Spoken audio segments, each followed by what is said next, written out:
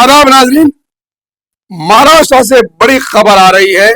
महाराष्ट्र के deputy chief minister NCP के दिग्गज नेता शरद पवार के भतीजे अजीत पवार प्लेन क्रैश में चल बसे। इनके साथ 4 और अफराद मौजूद थे। ये प्लेन के क्रैश की आप तस्वीर देख सकते हैं।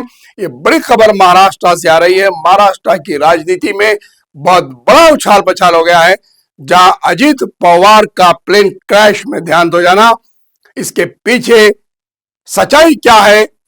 कई कमेंट्स आ रहे हैं और यह भी बताया जा रहा है कि अजीत पवार के साथ यह वाकया होने वाला था। ऐसे कमेंट्स आ रहे हैं क्योंकि अजीत पवार शरद पवार की तरफ अपना झुकाव बता रहे थे और मिलने की बात चल रही थी। शरद पवार के ग्रुप के साथ अजीत पवार का ग्रुप अगर मिल जाता था तो एनसीपी एक बड़ी ताकत बन जा सकती थी। लेकिन अब अजीत पवार का प्लेन क्रैश से गुजर जाना, यह एक बहुत बड़ा सवाल पैदा हो गया है महाराष्ट्र की राजनीति में।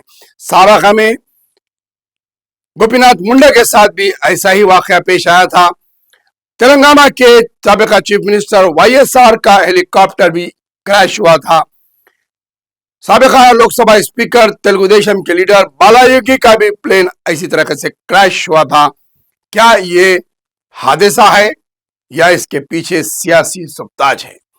ये सवालात अब उठने लगेंगे क्योंकि अजीत पवार 66 साल का उभरता हुआ मराठी राजनीति का बहुत बड़ा चेहरा था और अजीत पवार की राजनीति महाराष्ट्र में अपना लोहा मानते थे।